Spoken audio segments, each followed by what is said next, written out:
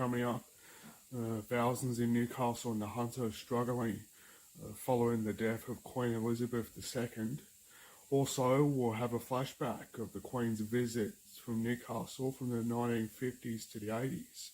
Also, a sporting flashback from the Knights reserve grade grand final win in the 90s. Also, your local weather for Newcastle and the Hunter. That's up next.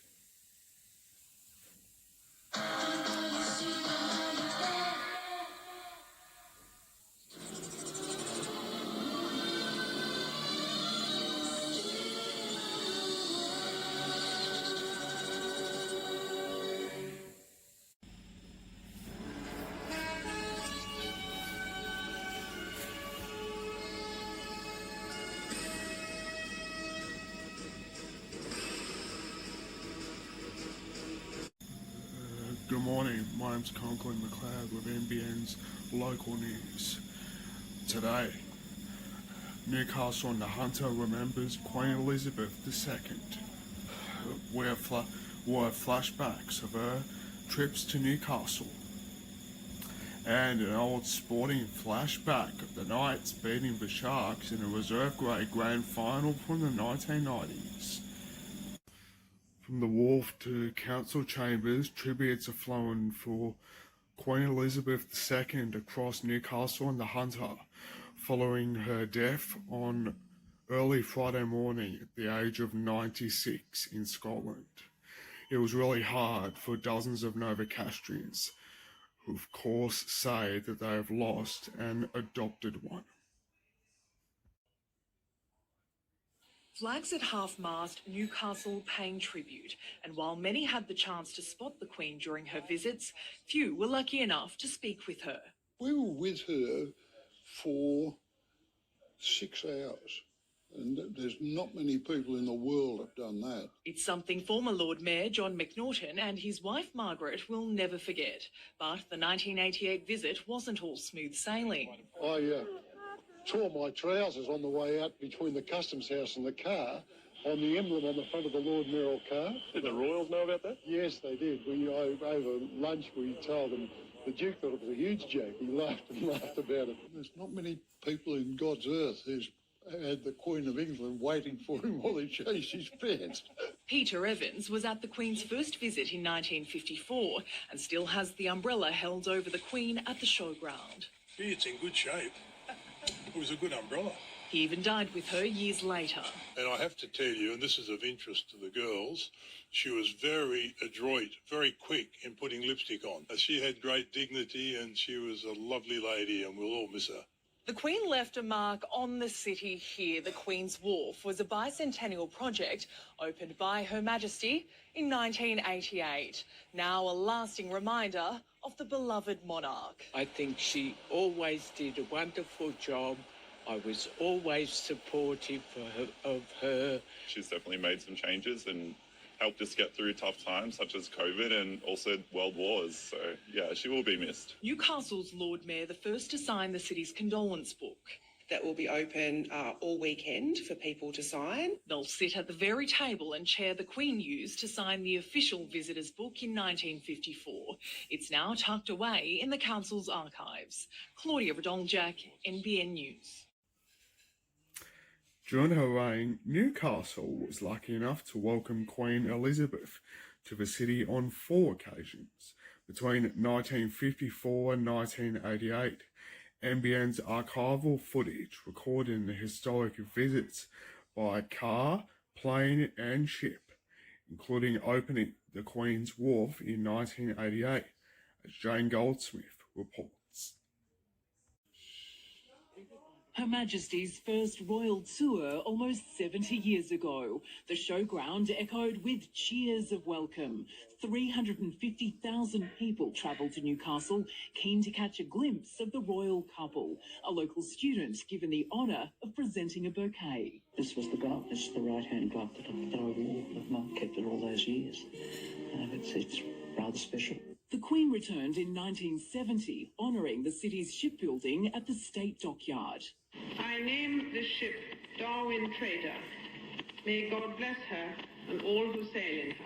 This day will live long in the memories of all of us.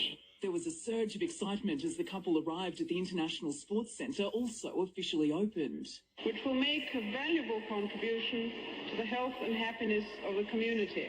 The royal entourage then swamped, kids jostling for position. I think the royal family looks to be about as happy as the children are. They're thoroughly appreciating every moment of this. Whisked off to another reception at City Hall, the Queen beamed as she greeted jubilant crowds. She's nice and beautiful. Oh, great thrill.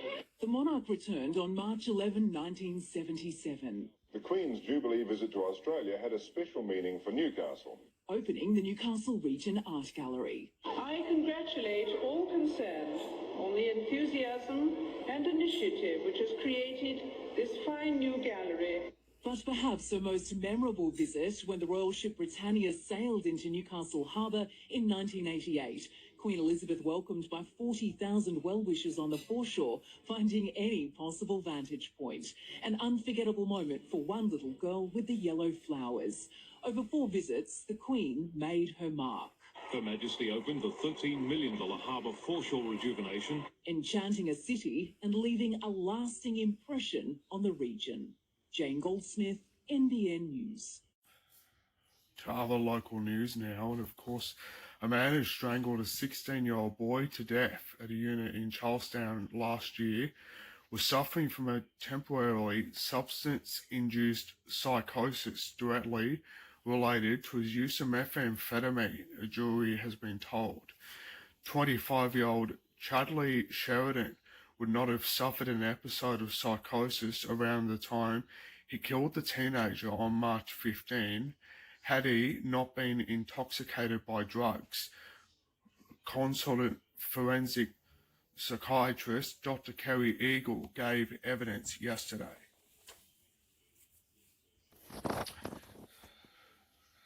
A man has stolen an Aboriginal flag that formed part of a memorial at Maitland Police Station to Chief Inspector and former founding Newcastle Knights player Tony Townsend has pleaded guilty and has been granted conditional bail. 60-year-old John Schultz of East Maitland appeared in Raymond Terrace local court yesterday, charged with larceny over the theft of the flag on September the 1st. Police said a representative from the Minda River Aboriginal Land Council laid a floor arrangement and an Aboriginal flag at the police station on August 24 as a tribute to the respected police officer who died the day before. The flag had been displaced at the front of the police station until it was stolen on September the 1st. The Aboriginal flag has since been recovered and police say it will be returned to the display. Schultz pleaded guilty to larceny and was granted bail.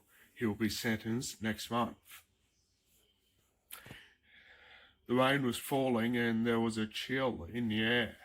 Families, friends and colleagues shared a warm embrace to honour the lives of those lost to suicide on Friday.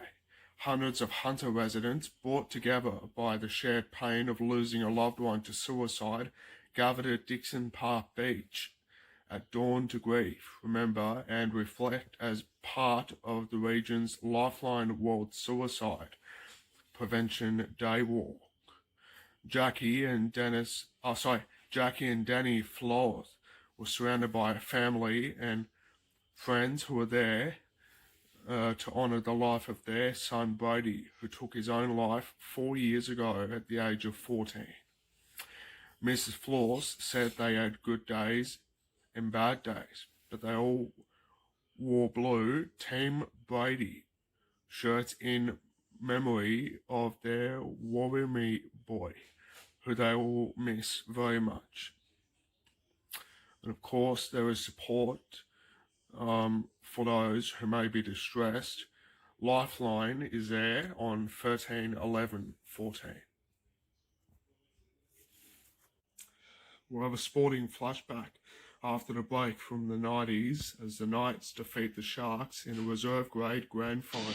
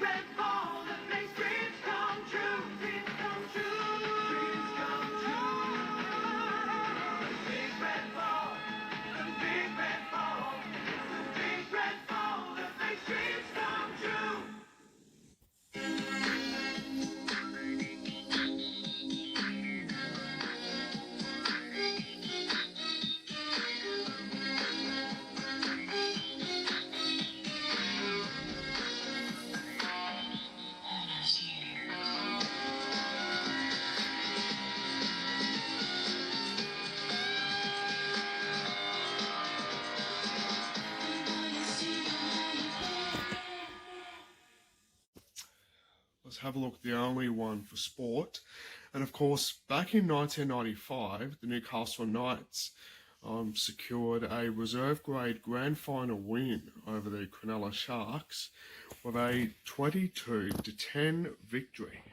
And of course, young Brett Camorley was with the Knights reserve grade grand final Knights winning team at the time. It was right before first grade, and of course the Newcastle Knights reserve grade had a lot of amazing, but a couple of players. And of course they had to take revenge against the Cronulla Sharks, with the Knights reserve grade side winning their first ever grand final against Cronulla, who had beaten them in the grand final in 1994. Getting the rebound. A good take on the far side. The Cronulla winger really didn't contest this particularly well. That's daylight. Beating all ends up there from the jump by Carlaw. The hooker did a good job. And of course, John Carlaw scored the Knights' first try. Eventually, Grogan scores the try. Some good support play there from the outside Newcastle players. So this comes from a charge down. Now, I think charge downs are very overrated. All that's done is given Newcastle back possession, and from that they get the try. Did well, the hooker, in the end. I thought he, as Peter said, he should have passed it, but Grogan on hand to score the try. I wouldn't say it's against the run of play because it's been a and of course, Brett Grogan scored the Knights' first try on that afternoon. A little bit the better the side. And that season try tally you saw there for Brett Grogan, their reserve grade tries this season, 12 now for the year. And of course he played last Sunday versus Manly in the qualifying final in first grade. He's a very confident young player, Grogan, and obviously has revelled in the experience that Malcolm really is prepared to give him this year in the top grade. Vigar, his centre partner out there, has been superb. This match been and of course, Darren Albert was in the reserve grade at the time. Pretty good back of the scrum base for his side as well, and now a chance to increase their lead. Injury-free, Craig Camorley would be their number one kicker. And we've mentioned that injury he's taken into the match, and Tangatatoa from 15 metres out. No trouble for him, so Newcastle. The right start on grand final day at 6-0 will take a break at the 14-minute mark. Now dummied inside, down on the outside for Cronulla Kern. scored a try after that. Craig Camorley hanging on desperately in defence. The Sharks from dummy half have a go with Cope. And he's just a few metres short of the Newcastle line. They're 6-0 down, the Sharks looking for their first points. Away it came for Dykes. Long ball to the centre, Bateman. Threw a forward pass, I thought, to Lamani, who scores from the corner. The linesman's going to say a fair try. Manson consults the in-goal judge and awards a try. I just have a big question mark over the final pass. Well, it's a good flowing movement from Cronulla. They'd actually put Adam Ritson onto the field for Stuart Pearce. With the Knights leading 6-4. That created an overlap. They cut It, of Ritson out, course, but was marvellous for the Knights. To have the centre look for him. And then it was just a simple overlap. Lamarty had plenty of work to do, but got the ball down. A good, strong finishing effort there from the winger. Well, this defence of Newcastle has almost invited Cronulla to run down this side of the field all day, and they've been creating all sorts of danger out there. I've got a question mark over whether his foot goes out over the line. This will be the one that'll tell us. I've got no doubt he was out. Great call. I'm in two minds here. His legs are out over the sideline. That's okay as long as they haven't touched the ground. The touch judge, I'm sorry, was in pretty good position. The conversion very close, unsuccessful. We haven't clinched business with a kick, so we're left with a scoreline tonight. With the conversion missed out. Could have used the bin there. With Newcastle receiving a penalty for professional foul, it was just a success for the Knights reserve grade side. One-on-one from the fullback Fisher was an absolute bell-ringer. The ball, the penalty was awarded. Look at this front-on defence from the fullback Fisher. Driving down low, forcing the half-back back. And from this play, the ball, the referee ruled infringement had been committed. And it was exactly right. Fisher, as Paul pointed out, really could have been off for 10 minutes for that infringement. With Andrew Tangata-Toa off the field. Now Craig Kamali has the shot at goal, so perhaps not going quite to script as far as their kicking is concerned. Kamali now having to have the While shot. Kamali had a shot at goal, Tangata-Toa, he'd been one of their best. He came from the field. This kick from long range, it was Craig Kamali, and of course his brother Brett. And of course his brother Brett was of course also in the Knights reserve grade side. A real Newcastle boy. 35 metres out, this for a 4-point lead, and it's a shocker. Well, if it's soccer, it's a goal, not so rugby league. Almost knocked the head off Adam Ritson. Chewing play the penalty. As the clock managed to quickly round up at the first half, it was time for the Sharks to quickly level it up at 6-all. Amazing thing, Adam Ritson, still eligible for President's Cup. Gavin Clinch, he locks it all up as we go to half-time. So one try apiece, one. Newcastle on the ground can't allow them to offload the football. Then the Knights fought back in the second half. It was massive for Newcastle. He was a bit worried how easily after kicking the ball. When they had the pin on their line. He thought they dropped off their intensity when they had that early lead. And he said, look, let's adjust a bit better in defence. That's why Taua Tonga was replaced.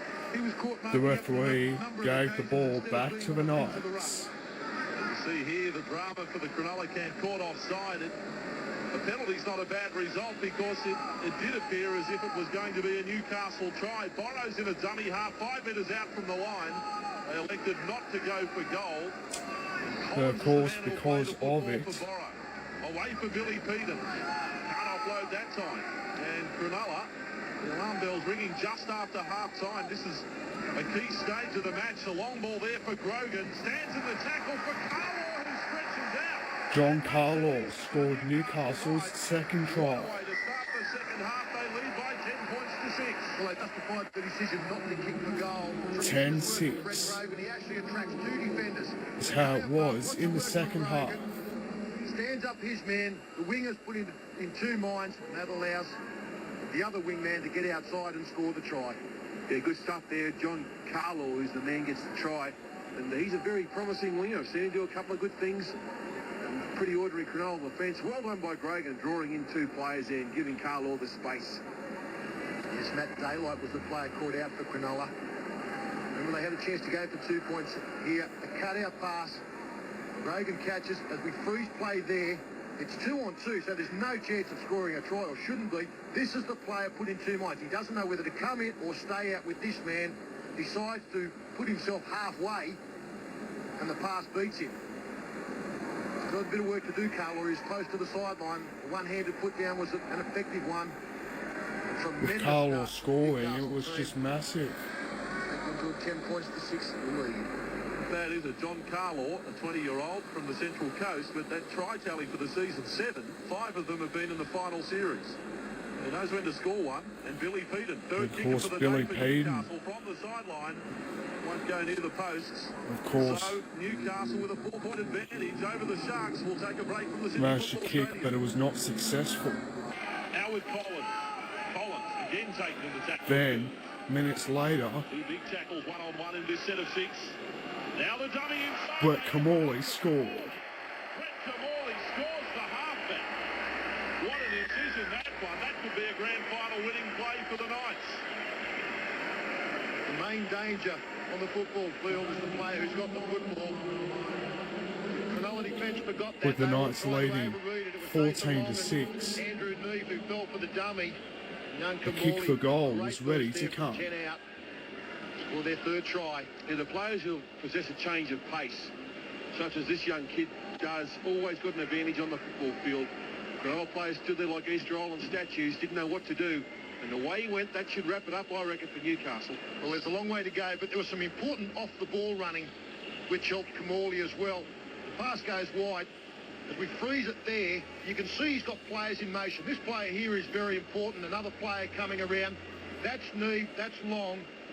And all of a sudden, as play continues, the gap opens up because they're looking at the support players waiting for him to throw the pass.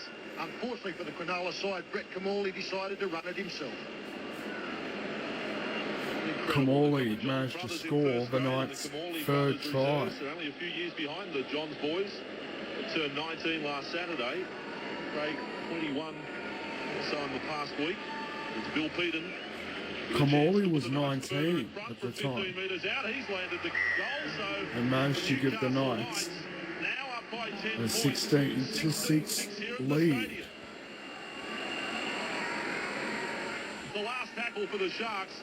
Clinch kicks for the corner of Albert. The chase coming from Lamadia. Albert knocks it forward. Newcastle get it inside their own in goal. So a line dropout. Before there was a dropout. Came off the shoulder.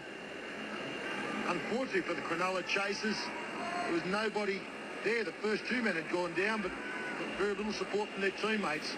People might be wondering why there wasn't a penalty to Cronulla. You can't be offside. Darren Albert was in reserve grade for the Newcastle Knights side at the time. As well. I'll tell you what, he got up high to attempt to catch that ball. Got way up above the Cronulla chasers. Now Andrew Neve tackle. But they are starting to look a bit better. I think that the desperation of the situation is getting to them. No, they must score very soon. Ritson, run around with Dykes. Half chance, now a full chance for the Sharks. Away to Lamadia. The hands were superb from the winger. Fisher unmarked on the inside. And now Fisher gets his Of course, the Sharks managed to score their third try. Manson's done the same fair try. The Sharks are back in it. Fisher, the try scorer, 16 points to 10. Oh, they're back to Sharkies. They made the bust. Newcastle defence lacking out wide. A couple of question marks over some passes here, I thought. This one in particular.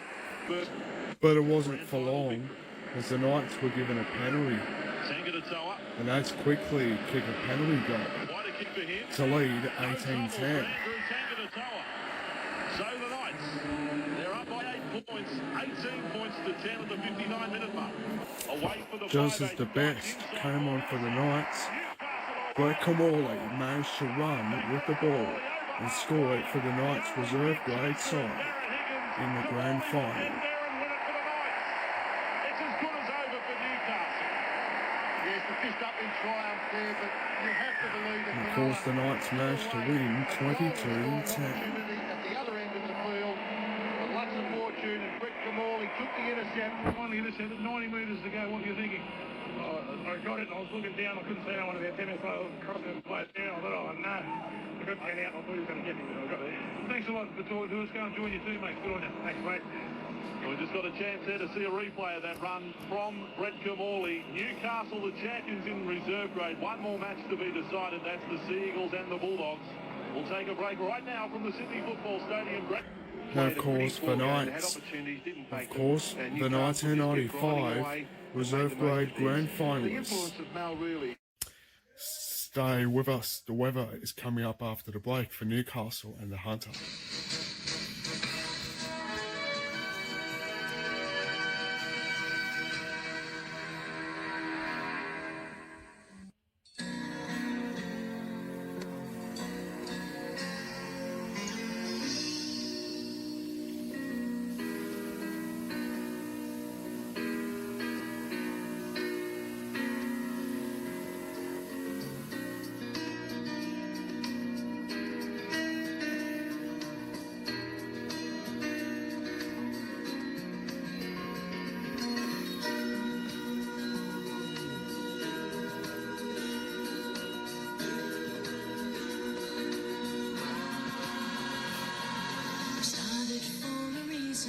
We want to see your dreams come true.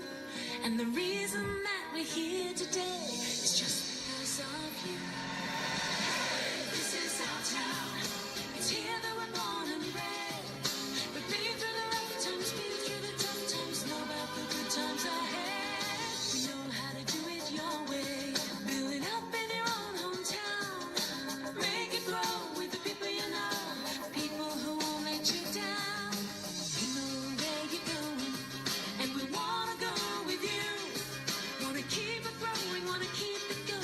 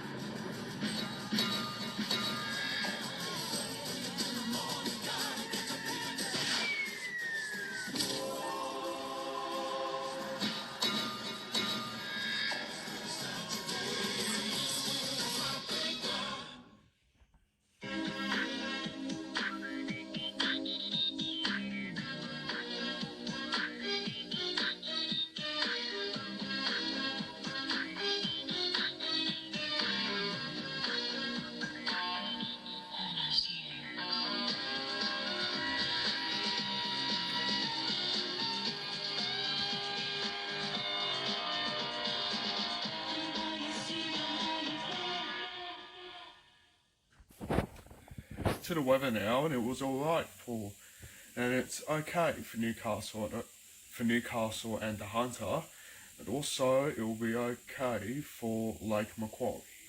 On the satellite, it will be much the same for today. Meanwhile, it will be 22 for Raymond Terrace, for Newcastle, Wall's End, and also for Toronto, Cessnock, there will be 21 for Cessnock, Singleton, and 22 for Maitland. And also, there is 19 for Muswellbrook and Scone in the Hunter. And of course, it will be partly cloudy for the Hunter, with medium chance of showers about it. Coastal waters information. Winds of up to northwesterly 15 to 20 knots, tuning westerly 15 to 25 knots in the afternoon. The high tide is at 11 past 8. The high tide is at about 5 to 9 tomorrow. The low is at just about 2:45 tomorrow afternoon, and of course, the sun's getting up at around about 6 o'clock, and is setting just at about just right at 5:45 tomorrow night. And the outlook for Newcastle, it'll be okay for today as well as for tomorrow. And of course, tomorrow it will be 10 to 21 centimetres. It will be sunny for Monday as well as for Tuesday. But it could be a bit wet. But it could be alright for Maitland. And it will be for Sunday and Monday. And of course, don't forget the Newcastle Rugby League Grand Final is on tomorrow. But that's it for now. My name's Conklin McLeod, and from all of us here, goodbye.